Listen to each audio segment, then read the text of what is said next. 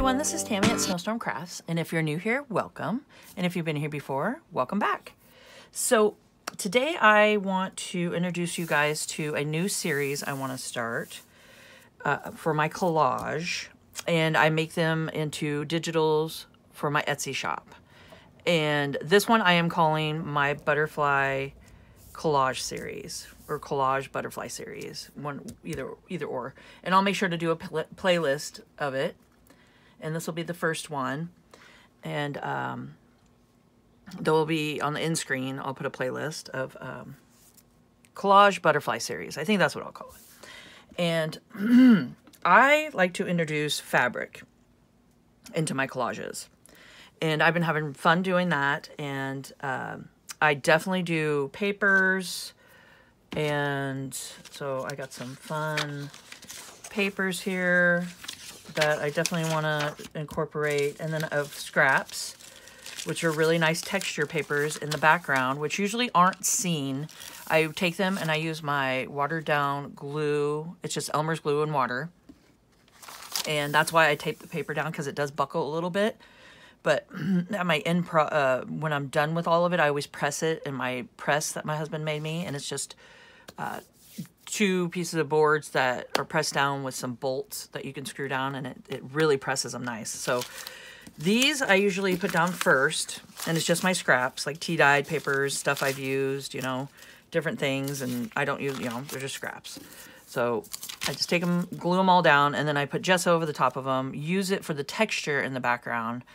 And then I come along and make sure that maybe the ones I want seen, like with the script on it and stuff, I put those on the top, and then do just, you know, just a whole process to it. And I really believe that art is therapy, and the whole beginning to the end is a story. And it's just so much fun to do. You don't know how it's going to really turn out. You kind of come in with an idea of things that you want to incorporate into it. And then by the time it's said and done, you're like, wow, that was a journey to get to this point, you know, and it's just so much fun to do. So that's my beginning process, is that. And I also would like to incorporate paper-wise, is these are some grunged up, okay, it's on parchment paper. And anytime I'm like coffee dyeing or tea dyeing, or anything like that, like with any of my fabrics or any of my papers, I put this underneath with the parchment paper. And then I add, you know, you can add some of like the buttericks and the different kinds of sewing patterns. I got those and some in the background. And then some napkins. I went ahead and decoupaged some napkins down, and just with some fun butterflies in the background and stuff, and just splatters and gesso and coffee. And so these are just like well used, nice background papers that I want to incorporate in this, and it will be part of the layers of it, which is fun. So I think that's a fun little thing. Might throw some of this in there. This is just some like you get it in packaging, kind of a little thicker than tissue paper. So this would be fun to incorporate, maybe, you know, decoupage it down. You know, I always pull things out, and some things I use, some things I don't, and just, you know, whatever, you kind of just get involved with it. So now when I'm making journals, you cut off the edges. Or when I'm doing, say, these, for instance, like the collage papers, I always measure them out for 8.5 by 11, because that's the digital size that you can, you know, print off for your digitals. And I work with paper that is 9 by 12 inch. And this is just watercolor paper. It's 40 pound, 300 GSM. And I just got this at Walmart. So it's just some watercolor mixed media paper. And it works great. And like I said, if it buckles, I just press it and stuff. But these are the ends of these that I cut off. So I have some of those in here. And then some of the ends of the journals, like, you know, when the journal pages don't fit into my journals and stuff. So I keep all those.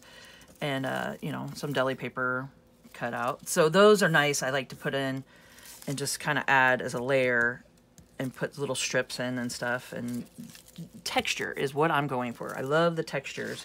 I love the layers. I love the depths of all of it. And I know I got a big mess going here, but when you collage, you guys know, you got big messes. So these are my 6x6 stencils. Say that 5 times. 6x6 stencils that are down in my Amazon links, and you guys could come check them out. And they're just fun little background stencils that you could throw in the background and, you know, add to, you know, and do so. Those are fun. The coffee stain, little circles, and just different little, like, wood grain. Well, this one's the wood grain. I don't know if you guys can see that. But just different stencils, and you get 6 of them, I think. Yeah, I'm pretty sure. Okay, so you got those, and then these I've had for a while. I'm not sure even where I got them. Probably Walmart or something, but just alphabets. Just different fonts and letters that I want to maybe incorporate throughout. So these are always fun just to have at hand, you know, and to incorporate those. So I got those that I'll be playing with. Let's see. I got gesso, which is down in my Amazon links. So you got gesso.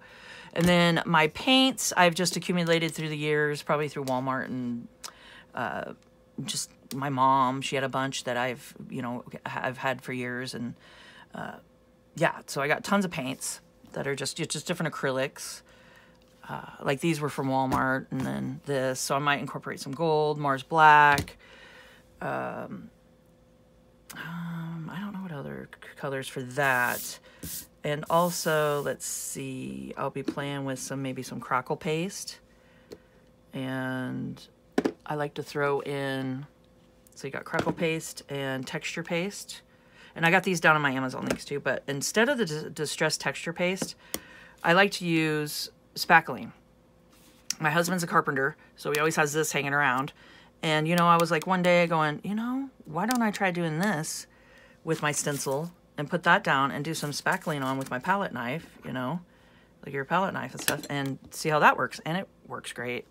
Way more inexpensive. So I just get spackling, lightweight, works great. Okay.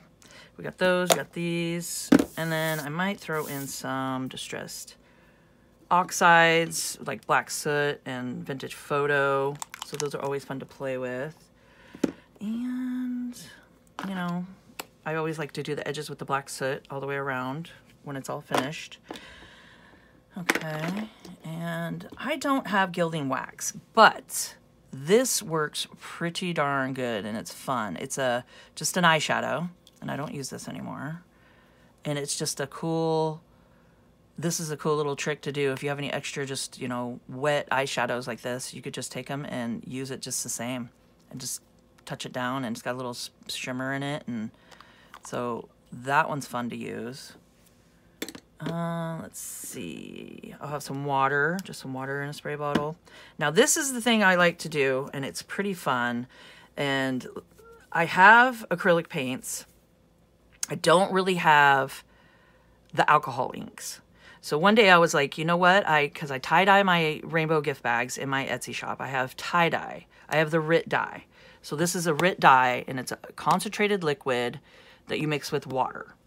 And it works great. It works great on fabrics. It works great on papers. And what I've been doing is putting it in a spray bottle and spritzing it. And this one's like black, I think, in wine color.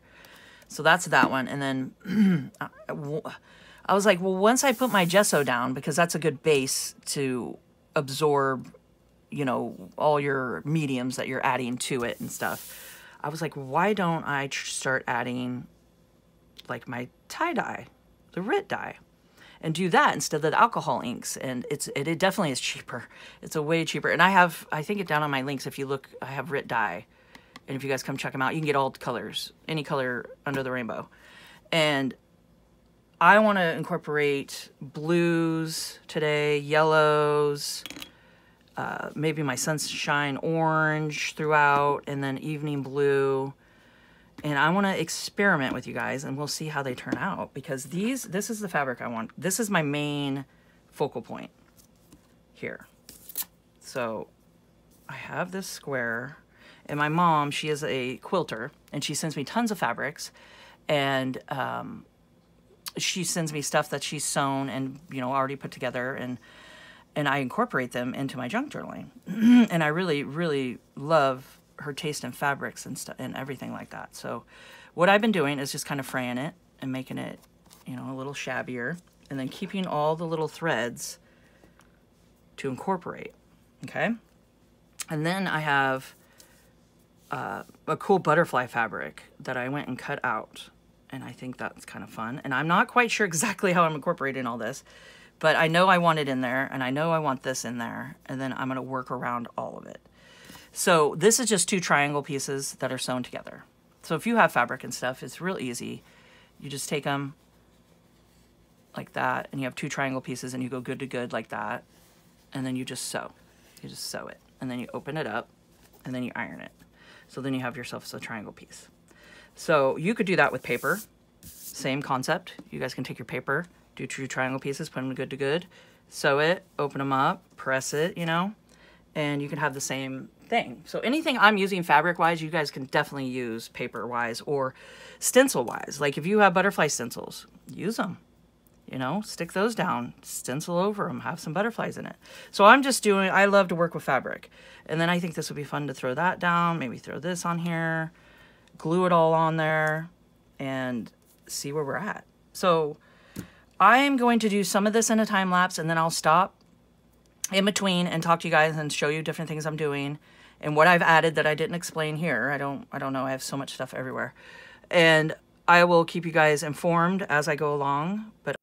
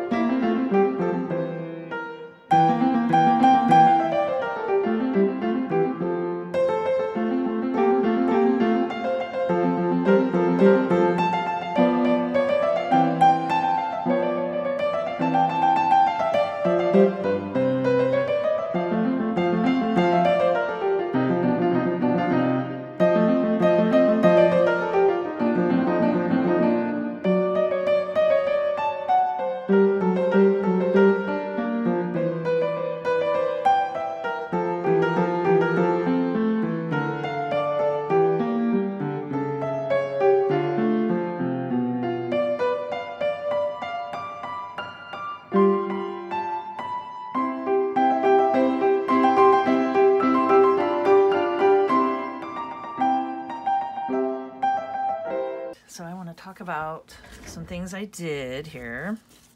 So what I did is I took my glue, water, and coffee. It's instant coffee. Here, I'll grab it real quick. It's the instant coffee granules. And I just get whatever's cheap. And you just mix it in with your glue water mixture. And it does a great job like gluing things down or just, you know, making some other fun colors. So I did that for the brown.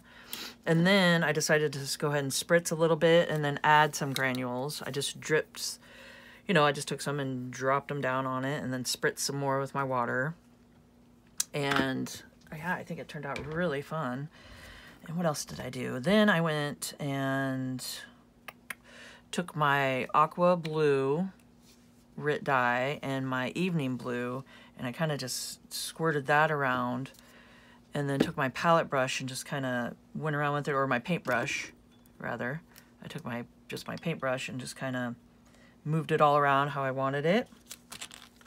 Then I took the crackle paste and I did that in different spots here, and then I added the Distress Oxide Vintage Photo, and I just dropped that on it and then took the palette brush and just kind of smeared it around a little bit, and I think it all turned out really cool. It's still drying a little, but the coffee granules, I just love how it looks. Just so, I mean, this part's dry.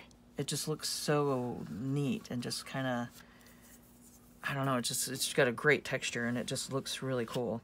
So coffee is fun to use for sure. Oh, I also put down my little papers, my little strips here. I put those down first and then gessoed and then just started layering up. So that's where we're at now. So if you guys are enjoying this video, it really helps me if you hit the like button and make sure to subscribe and notifications so you guys can see my next videos for sure. That really does help me out. And my next thing I want to do is I'm going to start adding my my pretty papers here.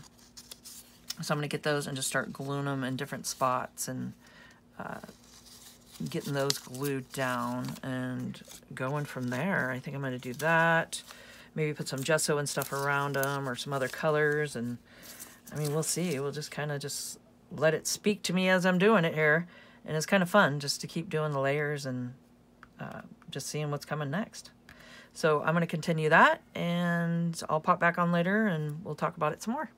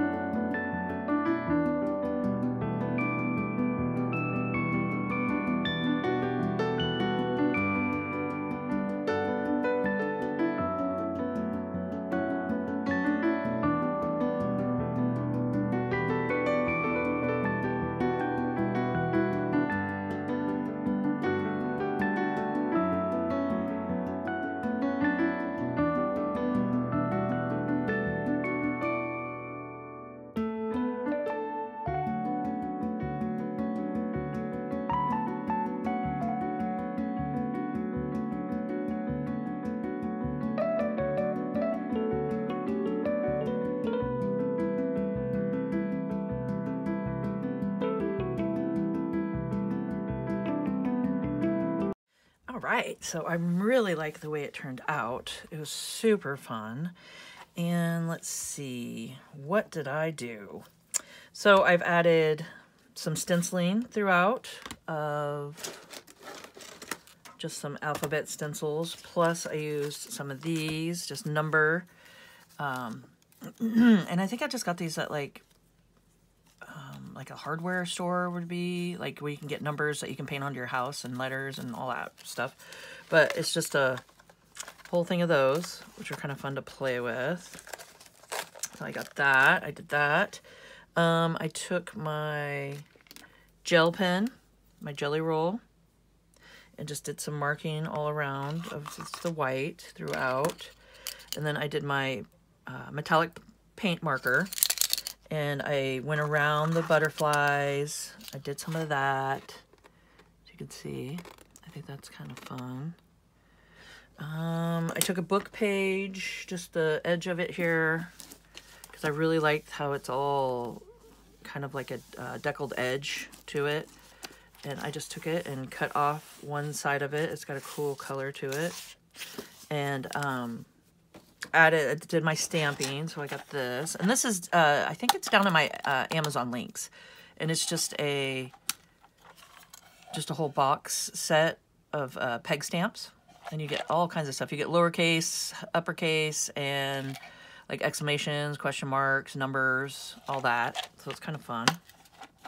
So I did that with my just permanent ink that I have here. And I just stamped on those. And then you could see in it that I messed up. The D was backwards, and then I think the G was backwards. So I just stamped it correctly on another piece and glued it on. And I think it kind of gives it a cool, I think it looks cool. So I did that. Oh yeah, I took my, what is this one? This is a Skylight Studios Extra Soft, just, I guess it's like a grease pencil. And I just kind of went ahead and put some lines throughout here. That one kind of came off. So I just did some markings around, just some little lines and stuff. Just to add a little bit of something. So I did that. I also splattered the paint, which was the gold. Mars black, that's what it was. I probably showed you guys all this. And then gesso, just some white gesso. So I went ahead and did that. I'm trying to think what else. I did the circle stencils throughout. And yeah, I mean, I think that's what I did. So I will go outside and make sure, I like to take pictures outside for you guys. Out on my bench, it has a really good light box kind of on my porch right there, and I try to get really good detailed pictures for you guys, like up close in some spots, and so you guys can really get a look at it and see all the layers in it. It's just so fun. So this will be the beginning of my butterfly, what did I call it? Collage butterfly series. And this will be the first one. Oh, and then I also black soot. I took some of that and inked all around the edges. Plus I did some inking around the fabric parts here, just to add a little contrast like that. So I think it turned out really good. Here, I'll give you guys a close look up.